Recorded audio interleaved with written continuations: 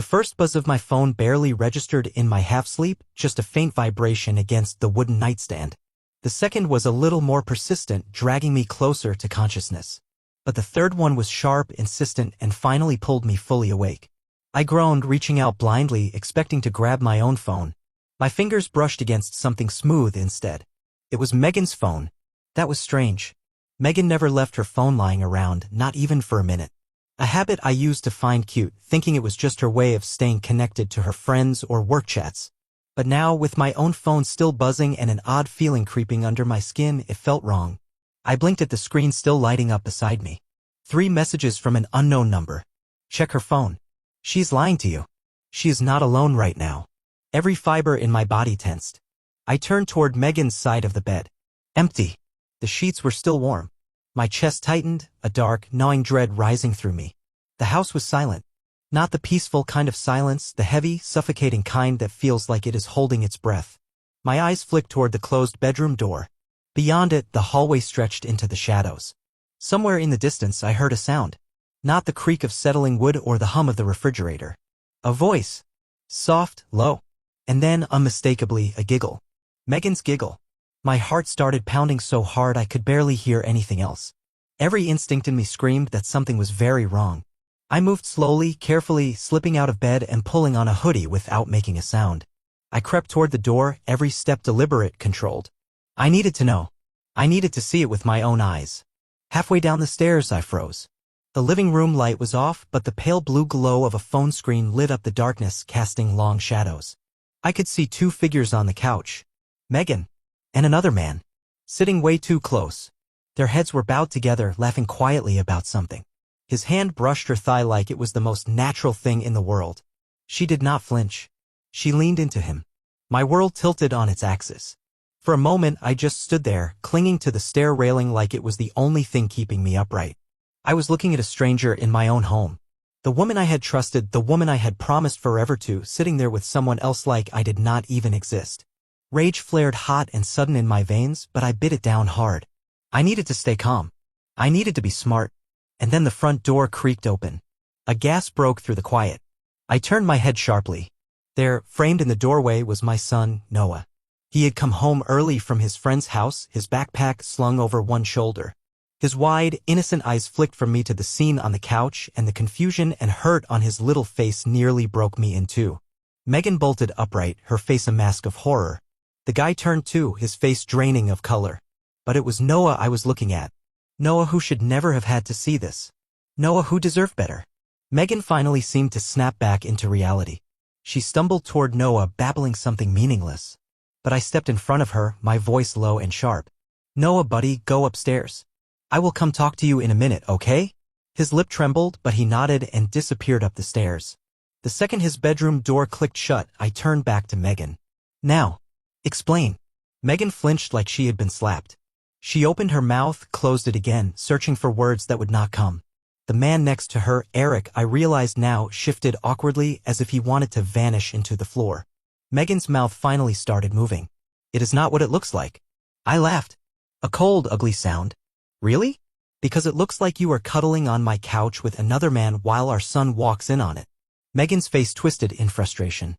You are overreacting. We were just talking. Talking? In the dark? Whispering? She straightened her shoulders, her expression hardening.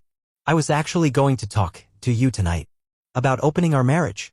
My mind stalled, the words hitting like a slap. You were joking. I choked out. Megan crossed her arms. No, I am not.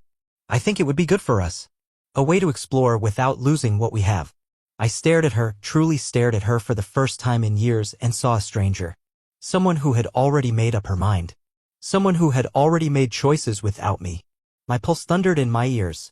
So let me get this straight. You sneak around behind my back, you traumatize our son, and now you want to spin it like it is some enlightened new chapter for us? Megan shrugged like it was no big deal. You have been distant, Evan. Always working. Always tired. I needed more. And Eric gives you that? I spat the words out like poison. Megan hesitated just long enough to tell me everything I needed to know. The betrayal was already done. She had moved on. She was just trying to dress it up in pretty words so she would not have to feel guilty. I took a step back, breathing hard. Fine. You want an open marriage? You got it. Megan's eyes widened slightly, not expecting that reaction. Good, she said, trying to regain the upper hand. I think you will see it will be good for us. I smiled. A slow, cold smile that made her take a tiny step back. Oh, it is going to be good all right. But not the way you think. Megan frowned, confusion flickering across her face. What are you talking about? I did not answer. I just turned and walked away, already forming the plan in my mind. If Megan wanted an open marriage, I was going to give her exactly what she asked for. And I was going to make sure she regretted every second of it. The next morning, Megan was acting like everything was fine. She hummed to herself as she made breakfast, moving around the kitchen like a woman without a care in the world. Like she had not just torn our family apart in one night. I watched her from the hallway, silent, calculating. She thought she had one. She thought I was going to accept this new twisted reality she had crafted, roll over and pretend it was normal. She had no idea that her little fantasy was about to come crashing down around her. As she plated some pancakes and called upstairs for Noah to come eat, I slipped out the front door, my phone already in my hand. There was someone I needed to talk to. Someone who deserved to know just how deep this betrayal went. Eric's wife. I had only met her a couple of times at company picnics, a quiet woman named Lauren who always seemed a little too tense, a little too sad. Now I understood why. I scrolled through my contacts and found her number buried under a bunch of old event lists. I hesitated for half a second, then hit call. She answered on the second ring. Hello? Her voice was cautious, guarded. Lauren, hi, this is Evan. Megan's husband. A pause. A long, heavy pause. Then a soft intake of breath. I know who you are. What's going on? I swallowed hard, my throat dry. We need to talk. It is about Eric. And Megan. Silence again. When she spoke, her voice was steady but cold. Where and when? We agreed to meet that afternoon at a small coffee shop downtown, somewhere neutral, somewhere public. I spent the next few hours pretending everything was fine, smiling stiffly at Noah, avoiding Megan's attempts at conversation. She kept looking at me like she was waiting for me to crack, to explode, to start a fight she could win. But I stayed calm. Ice cold. Because the real blow was coming and she would never see it coming. When I arrived at the coffee shop, Lauren was already there, sitting at a corner table with a coffee in front of her, untouched. She looked up as I approached, her face pale but composed. I sat down across from her, and for a moment we just looked at each other, two strangers bound by the same betrayal. I went first. I told her everything. The texts, the late nights, the night I caught them on the couch. Lauren listened without interrupting, her hands clenching tighter around her coffee cup with every word. When I finished, she let out a shaky breath.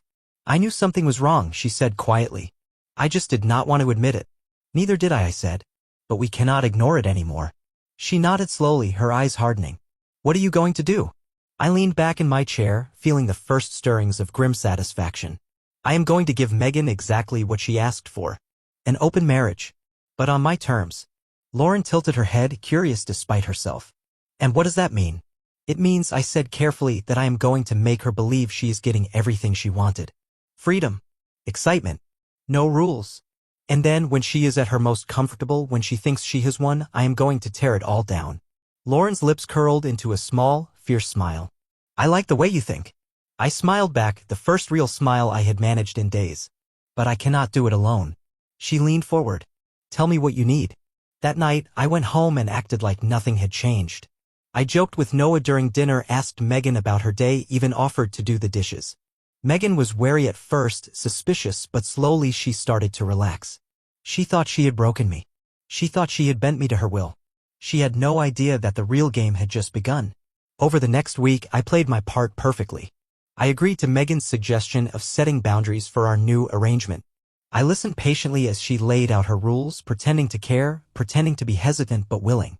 I watched her text Eric late at night, smirking to herself like a teenager sneaking out after curfew. I let her think she was getting away with it. Meanwhile, Lauren and I were laying the groundwork. She had confronted Eric in private, cool and ruthless. She had shown him the evidence, the screenshots I had sent her, the late-night messages, the photos I had taken from the stairs that night. Eric, spineless as he was, had folded instantly. He begged her not to leave, promised he would end it with Megan. Promised anything she wanted. Lauren had smiled sweetly and agreed. And then she told him she needed time. Space. A little breathing room to think things over. She moved in with her sister across town, taking their kids with her. Eric, panicking, desperate to keep his family together, started pulling away from Megan. Canceling plans. ignoring texts. Megan noticed, of course. I watched her grow more and more agitated, snapping at Noah over small things, picking fights with me for no reason. But I stayed calm, patient, waiting for the right moment to drive the final nail into the coffin of her fantasy. That moment came faster than I expected. One night, Megan came home late again, her makeup smudged, her eyes wild with frustration. She threw her purse onto the couch and whirled to face me. "I thought we agreed this was supposed to be open," she snapped. "I thought you said you were fine with it." I shrugged, deliberately casual. "I am fine with it. You just seem upset." She glared at me, fists clenched. "Eric is pulling away. He is being weird. Distant. I think Lauren knows." I tilted my head, pretending to think. "Huh. Imagine that." Megan narrowed her eyes at me. "You do not seem very broken up about it." I smiled. "Oh, I am devastated. Truly." She did not know what to do with that. She paced the living room like a caged animal, her mind racing, trying to figure out where she had lost control. And then, just as she opened her mouth to speak again, the doorbell rang. Megan froze. We both knew who it was. Lauren stepped inside, calm, composed, radiating quiet fury. Behind her stood her lawyer. Megan's face went white. "What is this?" she stammered. Lauren smiled thinly. "This," she said, "is your reality check." Megan backed up a step, her hands shaking. "Evan, what's going on?" I folded my arms, savoring the moment. "You wanted an open marriage, Megan? Well, now everything is open. Your secrets. Your lies. Your betrayal. All out in the open for everyone to see." Megan's mouth opened and closed uselessly. She turned to Lauren, desperate. "Please, Lauren, you do not have to do this." Lauren's lawyer spoke for the first time, his voice cool and professional. "You will be receiving official papers in the morning. Restraining orders. Custody agreements. Asset freezes." I blinked slowly, drinking in Megan's horror. "You should have thought about all this," I said quietly, "before you decided to blow up 2 families for a few cheap thrills." Megan stumbled back a step, shaking her head in disbelief. This was not how it was supposed to go. She thought she was going to win. She thought she was going to have everything. Instead, she was losing it all. And the best part? I was just getting started. I watched Megan crumble in front of me and felt no pity. She clutched at whatever dignity she had left, her breathing sharp, her eyes wild, but there was no escaping what was happening. She had built her empire of lies on sand, and now the tide was washing it all away. Lauren and her lawyer left after delivering their message, cool and composed, while Megan stood frozen in the living room like a shattered statue. When the door clicked shut behind them, Megan finally moved. She turned to me, her voice trembling, her mask slipping. "Evan, please, we can fix this," she whispered. "We just need time. We need to talk." I shook my head slowly, feeling a cold certainty settle into my bones. "There is no fixing this, Megan. Not this time."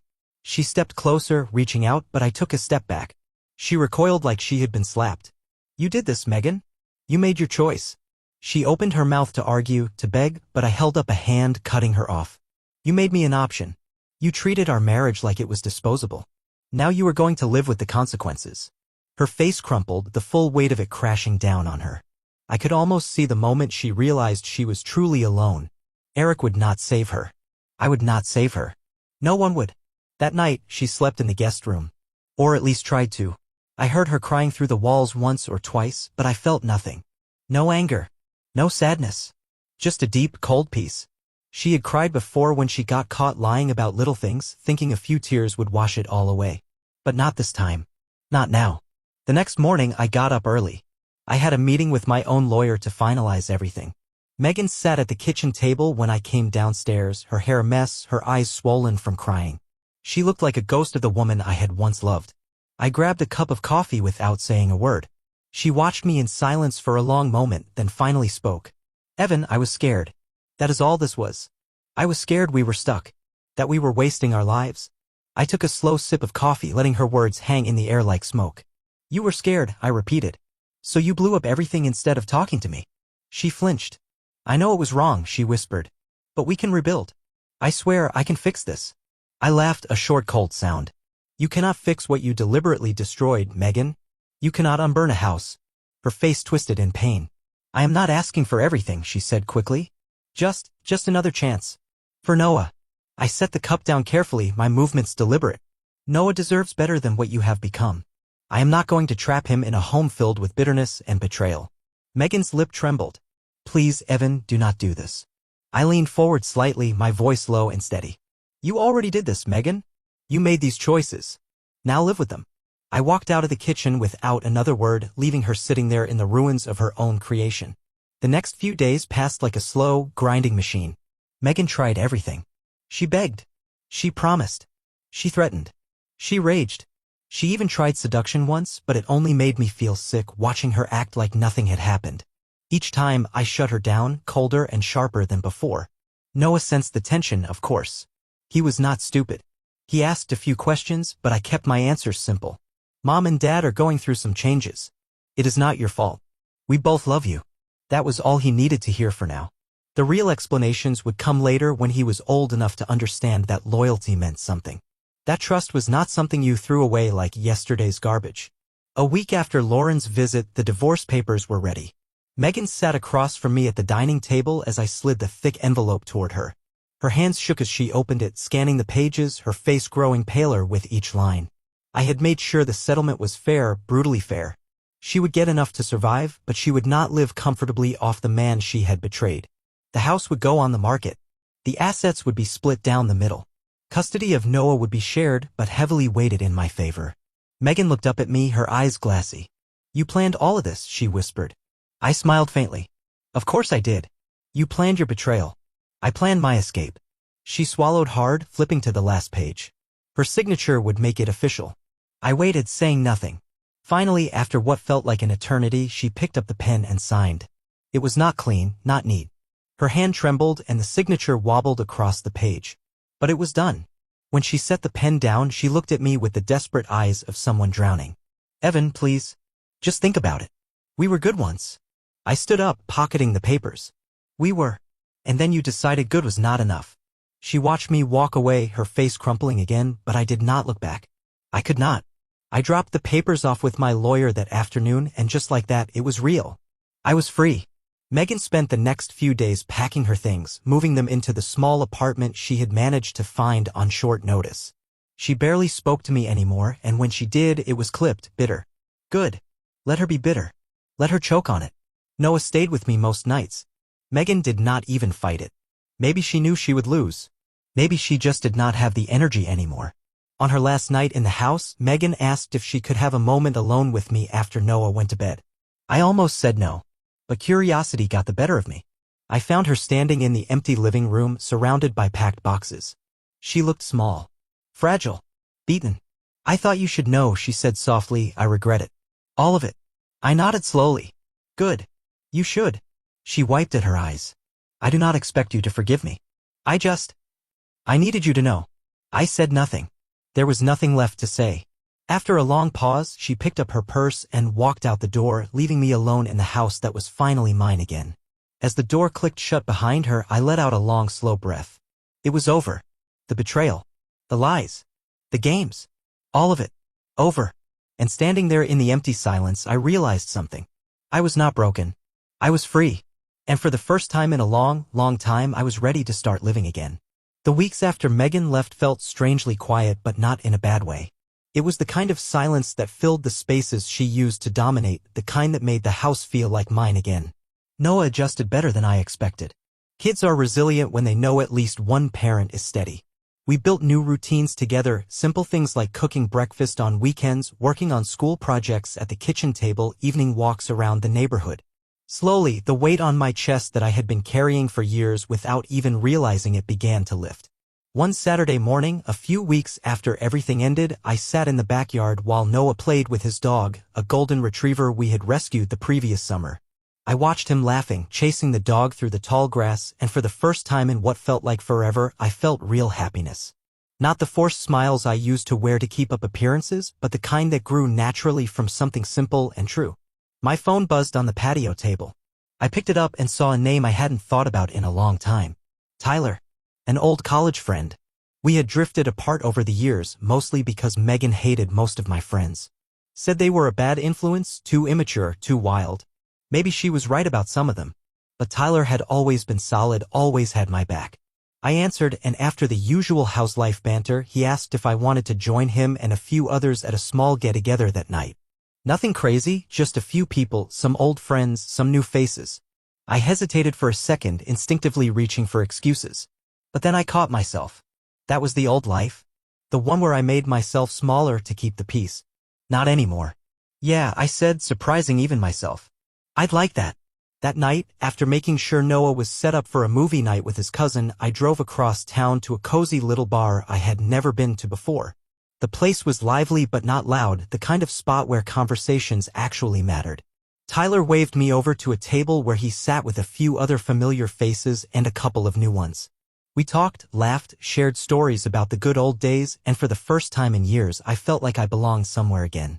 About an hour in, Tyler nudged me and nodded toward the bar. I followed his gaze and saw her. Someone new. She wasn't flashy, not the kind of woman who demanded attention just by walking into a room. But there was something about her, something warm and genuine. She laughed at something the bartender said, tossing her hair over her shoulder, and for a moment the whole room seemed to fade into the background. Tyler smirked. Her name's Claire. She's a friend of Jenna's. Single, sweet, and smarter than all of us combined. I chuckled, feeling a strange flutter in my chest. I wasn't ready for anything serious. I knew that. But maybe I was ready for a conversation. Maybe a small start. After another round of encouragement from Tyler, I found myself walking toward the bar. Claire looked up as I approached, her eyes bright and curious. Mind if I sit? I asked. She smiled and nodded. Not at all. We talked for what felt like hours. About everything and nothing. Books we loved, places we wanted to visit, embarrassing childhood stories. There was no pressure, no games, just two people genuinely enjoying each other's company. I didn't tell her about Megan. Not that night. Not yet. This moment wasn't about my past. It was about something new. Something clean. As the night wore on, people started filtering out, but Claire and I lingered, neither of us quite ready to end the conversation. Eventually, we exchanged numbers, a simple promise to see where this might go. As I drove home later, the city lights blurring past the windshield, I felt something I hadn't felt in a long, long time. Hope. A few days later, Megan called. It was late, almost midnight, and I debated letting it go to voicemail. But some instinct made me answer. Her voice was small, brittle. Evan, I miss you. I miss us. I stared at the ceiling in the dark, letting the words hang there. I didn't respond right away. She pushed forward, her voice cracking. I made a mistake. A huge mistake. I thought I needed something else. But it was you. It was always you. A part of me wanted to lash out, to throw every betrayal back in her face. But another part of me, the stronger part, knew it didn't matter anymore. Megan, I said quietly, it's too late. Silence crackled between us. I could hear her breathing, shaky and uneven. I'm sorry, she whispered. I really am. I nodded to myself. I believe you. And maybe I did. But sorry didn't fix what was broken beyond repair. Sorry didn't rebuild trust or erase the images burned into my memory. I hope you find what you're looking for, I said, meaning it. She sobbed quietly and then the line went dead. I set the phone down and lay there for a long time, staring into the darkness. I wasn't angry. I wasn't bitter. I was just done. Truly, finally done. Megan became a chapter in my story. Not the whole story. And the best part was still unwritten. Over the next few months, Claire and I grew closer. Slowly, carefully. She knew about my past eventually, and when I told her, she didn't flinch or pity me. She just listened, holding my hand in the quiet way that said she wasn't going anywhere. Noah liked her too. He took to her warmth, her patience, her laughter. Watching them together one afternoon at the park, something clicked inside me. It wasn't about replacing what had been lost. It was about building something new, something better. Stronger. Real. One evening, as we all sat together watching a movie, Noah's head resting against Claire's shoulder, I realized I had found what Megan never could. A love that wasn't about excitement or escape. A love that was about showing up, staying, growing together through the hard parts. And for the first time in my life, I knew I would never settle for anything less again. Megan had wanted freedom, excitement, 1,000 fleeting thrills. She got her wish. She was free. But me? I got something better. I got peace. I got love. I got my life back. And if you stayed with me through this whole story, thank you. Make sure you hit that subscribe button and leave a comment below. What would you have done in my place? I'll be reading them all. Until next time.